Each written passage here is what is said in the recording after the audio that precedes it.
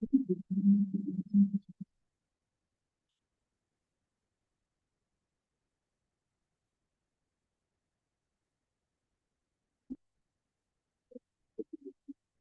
thank you.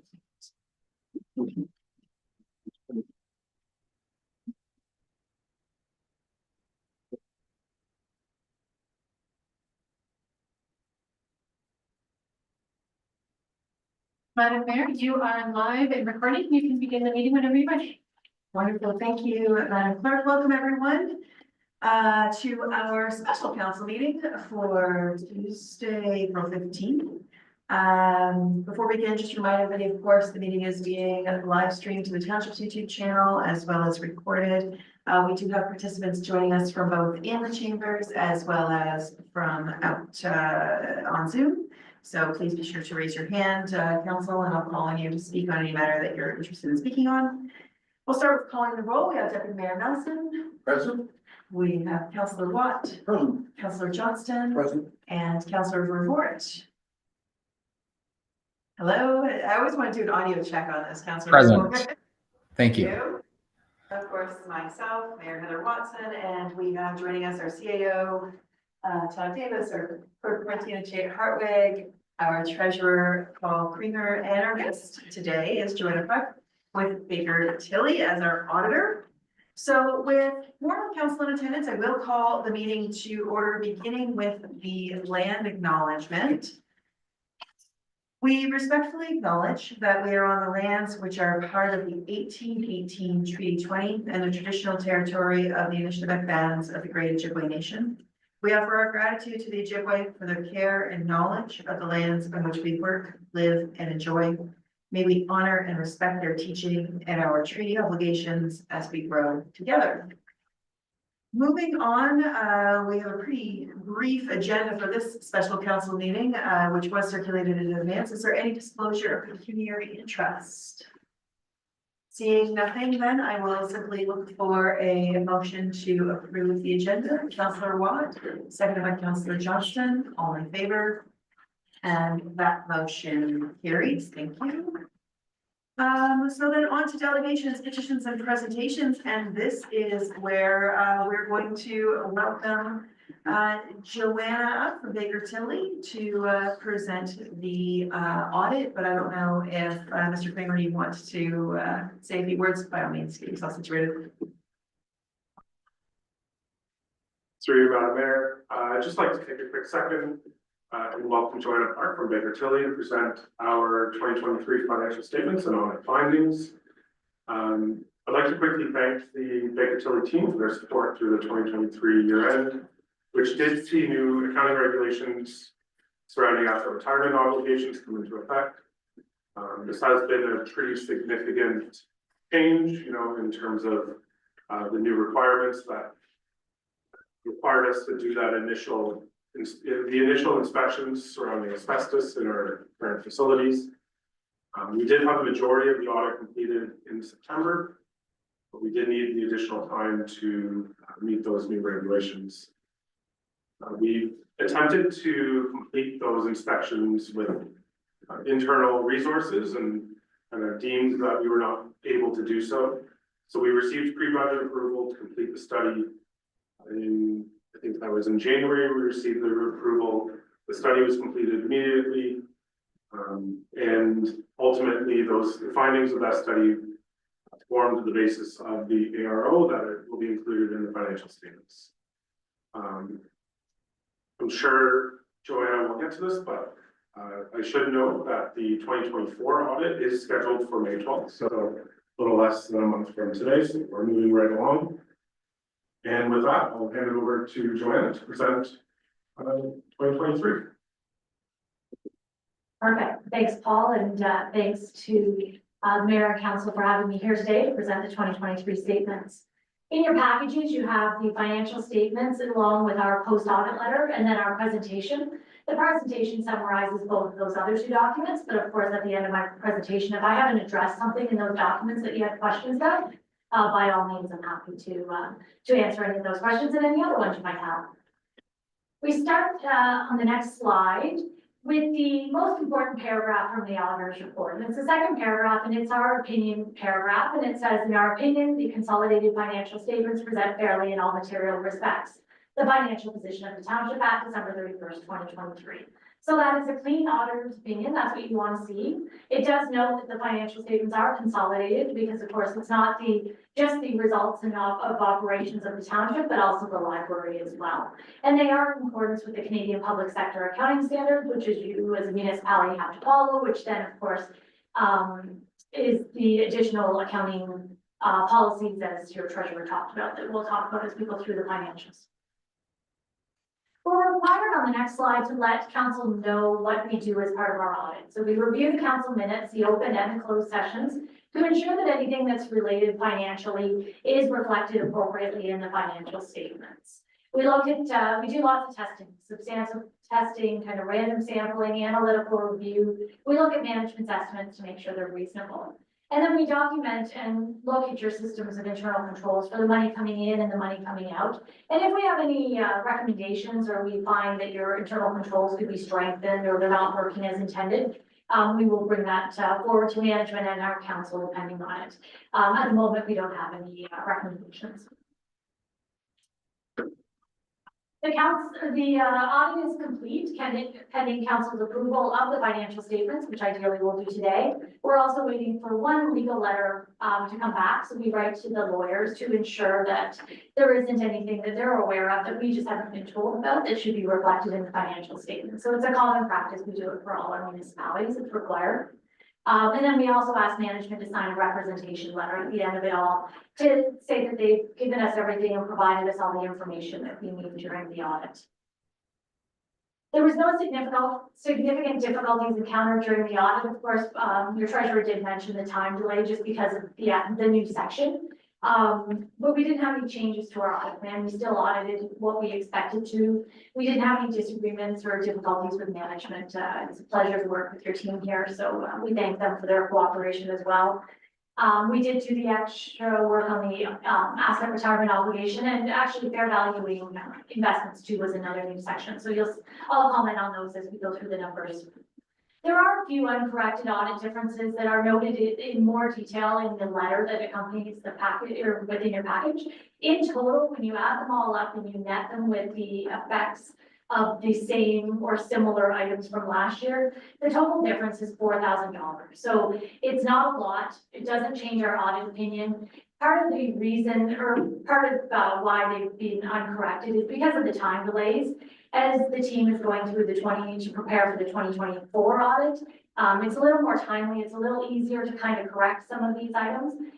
Because they weren't going to impact our audit opinion, we were okay and comfortable with leaving them there. So we've talked to management about these items, and then, but it is a requirement to let council know about these items. But like I said, they don't impact our audit opinion, and I hope at the end of 2024, we don't really have any other items there.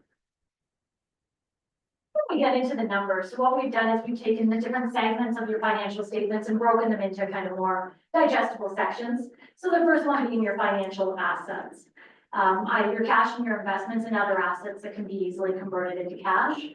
So cash being about $3.4 million, up from the previous year, just with the overall surplus during the year, and just timing can impact your cash balances. This is of course just a snapshot of time at December 31st.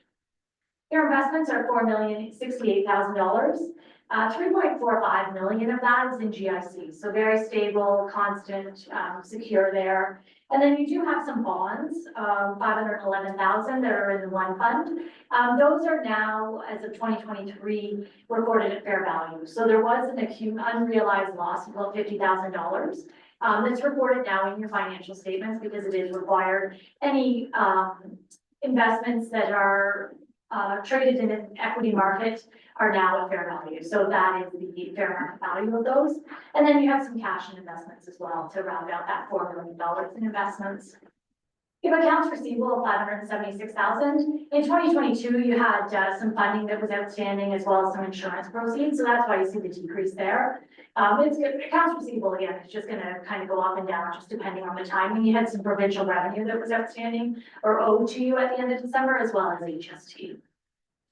Your taxes receivable, 829,000, that did go up, the dollar value, but when you look at that compared to your total amount that was billed during the year for taxation, because your total went up, it's actually decreased. So when you take your total receivables divided by the total amount that was billed, you're at 5.6%, whereas the year before you were at 5.7%. So it's actually gone down. The provincial guideline is 10%, so you're still nicely within that guideline, almost half of the guideline. So that's a great place to be.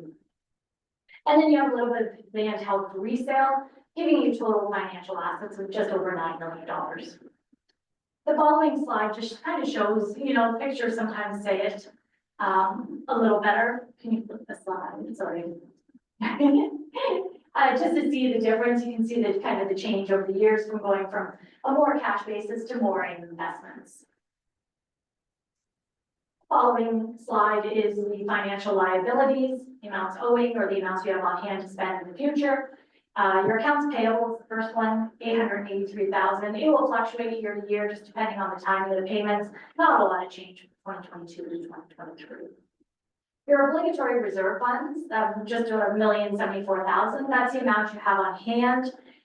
For most of it's your Canada Community Building Fund, previously known as gas tax, 852,000. So that's the amount you've received that you haven't spent. And included in there too is 171,000 in development charges. And deferred revenue is similar sort of thing. It's revenue that you've received that you haven't spent. You can use for specific purposes. As of 2023, there's no more landfill closure or post-closure liability because that's been rolled into the asset retirement obligation section. So that 144,000 actually moved into the following line included in that 535,000. And it's gone up the landfill portion of that amount to 445,000 because the consultants that you use have estimated that you're now going to need to monitor the landfills for 35 years. Previously, the estimate was 25 years, so overall that liability now has gone up because you've got 10 more years of monitoring in there. And then included in there, you have $90,000, which is the estimate to remove asbestos from the buildings you have. You have a few buildings that have asbestos within them, and it's a requirement. There's no requirement to actually do it, but the requirement is to report it in your financial statement. So that's what's in that line now, which is what your treasurer was talking about. It took a little extra time just to make sure those consultant reports came in. And then your last line there is your estimate for your employee future benefits, 532,000. And again, you use a consultant for that as well to estimate what the cost of that is going to be in the future. So your total financial liabilities is about $2.6 million. And again, on the next slide, we just kind of show the change during the years and the accounts payable and deferred revenue. Deferred revenue, the yellow one, that's a nice one because that's money sitting in your bank just waiting for you to spend. So it's nice when that's the biggest one there. And then the next financial asset trend, that's your financial assets minus your liabilities. And of course, that dropped from year to year, the 2022 to 2023, because of the introduction of the asset retirement obligation. So it's really just increased because of, or decreased, if you will, because of the accounting treatment of the asset retirement obligations. And then we look at your non-financial assets on the next slide, which are the assets that you have here using to provide the services.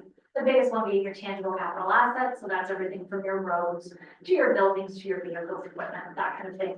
And that's the historical cost of your assets minus the depreciation or the expensing of those items.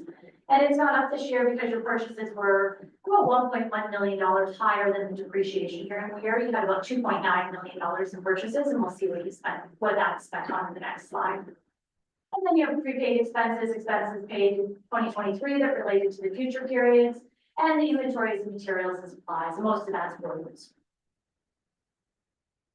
The next slide shows where you spent that $2.9 million in capital asset additions. A lot of it in roads and bridges, many resurfacing projects, new road bases. And then you have land and land improvements that includes the South Douro Park. You want to see that funding that came in for that as well. And then vehicles is your new pumper fire truck in there. And then the next slide just shows a snapshot of how much you're spending in additions versus the depreciation.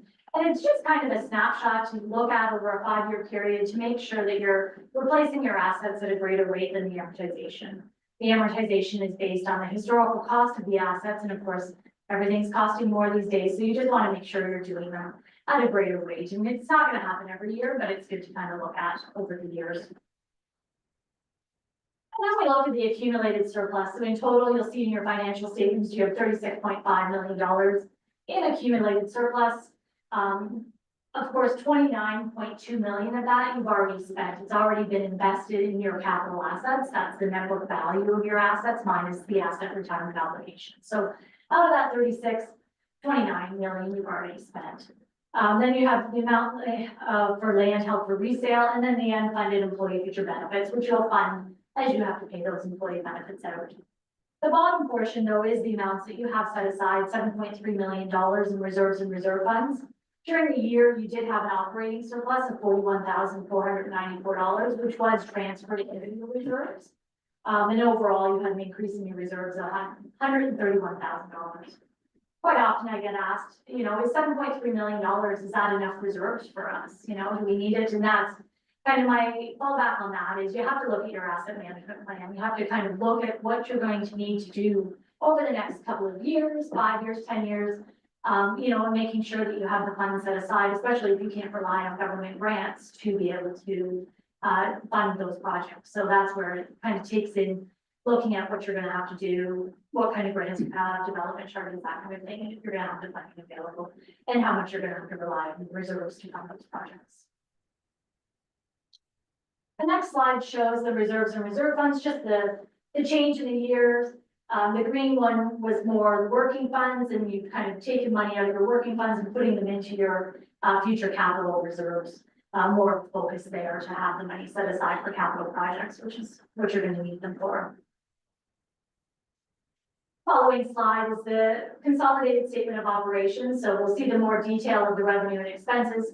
But the purpose of this slide is to show the PSAB annual surplus. And we see on the budgeted column, it says PSAB annual surplus of $817,000. This is to, and you're going to see that on your financial statements. I don't want anyone to think that council, approved a budget of $817,000 surplus. What you see on that in the left-hand column of the numbers is the differences between how we show our financial statements and how appropriately you budget. And the difference is when you budget for capital assets as an expense, you need to raise the funds and you need to have those on hand to be able to spend the money. But on the financial statements, they're not shown as an expense. So, but amortization is an expense in the financial statements, but of course not something you're going to budget because it's more of an accounting item. So when you look at that, and the same with the transfer to and from reserves, you need those in your budget to show as revenue and expenses, but in the financial statements, they don't show that. So when you get to the bottom and you get to that zero, that's what you actually budgeted for. But that's kind of the differences between our statements and how you count, how council budgets. And again, I don't want to make it sound like council doesn't budget appropriately. You definitely budget how you're supposed to. There's just a difference and disconnect kind of between the accounting rules and how the budgeting works. The one thing you will note there too, though, is just, it's the one spot that you can see you budgeted for about $3.7 million of capital during the year. And at the end of the day, it was only $2.8 million done in capital. And therefore there's a corresponding transfer from reserves. You had budgeted 1.6 million to come out of reserves and the actual was only 10,000 when all said and done. So definitely a difference there. And then the following slide just shows the revenue versus the expenses, and you can see very consistent from year to year. If we look at the total revenues, in total you budgeted about $9.4 million in revenue, and the actual was 9.9. The biggest one being your property taxation. It's just under $6.4 million. About $1.3 million in user charges, which is primarily your building permits, your rec facilities, and your solid waste is the main items in your user charges. And there was an increase from the prior year, if you remember, in 2022, which seems like a little while ago. The Warsaw Arena was closed for a portion of the year because the chiller was broken down. So that's part of the reason you see that decrease there in the user charges, or the increase from 2022 to 2023. Your Government of Canada, that's mostly your funding for the South Douro Park. Your provincial revenue, $1,041,000. That's primarily made up of your ONPF funding as well as some OSIP funding for your roads projects. And then you have money from other municipalities, that's the Town of South Monaghan for the Division Road project. And then an increase in your penalty and interest, and a really nice increase in 2023 for your investment income.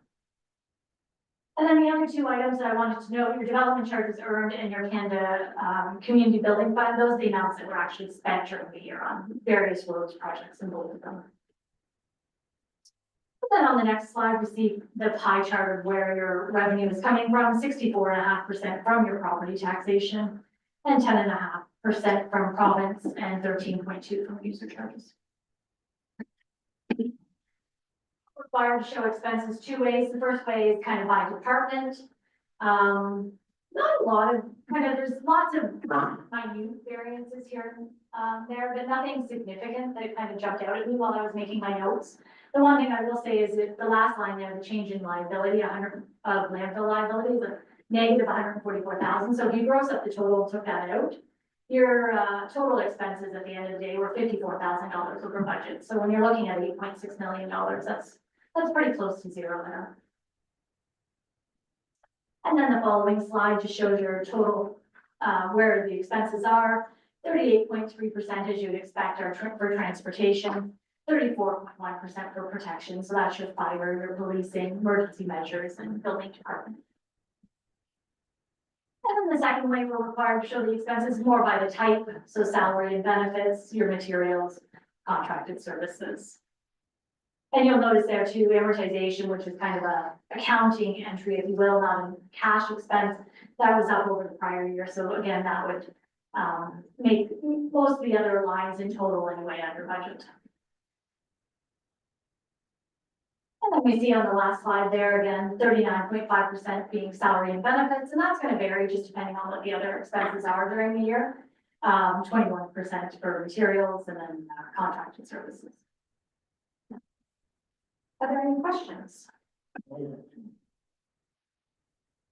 Mayor Nelson. Yeah, through the mayor, thanks a lot for your presentation, and thanks for all the hard work that you guys put in and staff. Anyways, I just want to thank you for that. But my question is surrounding the landfill, the closed landfills. Who or what caused the monitoring to be extended by another 10 years? What caused that? Can you explain that? Through you, Mayor, I may have to refer to staff on that. I don't know. I know there's been a lot of talk. We've had talk with the consultants for a few that they say, you know, traditionally it's been 25 years, but they're kind of looking at the fact that if they're not getting clean results, that they may have to keep monitoring. But I will have to refer to staff on the exact particulars on that. Just another further question on that, and maybe staff can answer that. I don't think there was any triggers that would have caused in our monitoring to. I'm just curious about that. Yeah. If there's anything that triggered that, or what the reason that is for. It's a lot of money to carry on for another 10 years. Does anyone want to address that? Through you, Madam Mayor, I would like to speak to Jay Conlon, our Public Works Manager, just to get some better insight. My role is looking at the numbers and the commitment, and not necessarily the technical side of why. So without Jake here, I wouldn't want to comment, and I'm not sure Martina or Todd would either. So you know, we can definitely get back that information to you. No problem. Councilor Watt. Oh, no, thank you. Through you. Is that something that we could just kind of jot what we did for tomorrow morning's committee of the whole? And Jake will be here then, and maybe we can get some clarification on that. Sure, thanks. Thank you. Any other questions from council? Councilor Verfort. Thank you. Through you, Mayor Watson. Thank you very much for the presentation. It was quite informative, and just one small question, I guess, in terms of how our expenditures are segmented there. How do those percentages line up with other municipalities that would be a similar size? That's a good question. They're very similar. The one that always sticks out to me is kind of salary and benefits, because that one generally will jump out. And again, because it's a percentage, it really just depends if there's other things that have gone on, like, so yours looks a little high, but part of it is because there's, you have a negative amount for your change in landfill post-closure this year. So what we were seeing for salary and benefits previously were about, and it didn't matter what size of municipality, 28% to kind of 38%. So I would say you're just over that, but that's again because your total expenses are lower. So your denominator is lower and therefore that's gonna make your percentage higher. But generally you are in line. We used to do a percentage, I don't know, probably before COVID, or we used to do a comparison prior to other municipalities, which became informative, but it didn't always tell the real story. We kind of got out of that because, as you're aware, some of the municipalities are a little farther behind in their audits than others. So we couldn't really get true percentages, but I think we're starting to kind of see the need for that or just the interest in that. So we will be looking at that to be able to do that. Councilor Before, did you have any further questions or? No, super. That's very much appreciated. And even some of the other things on here, like contracted services and materials, those can change from year to year quite considerably too, depending on snowfall amounts and freezing rain. And as I say, those can fluctuate quite a bit too. Any additional questions from council? So I have just but one.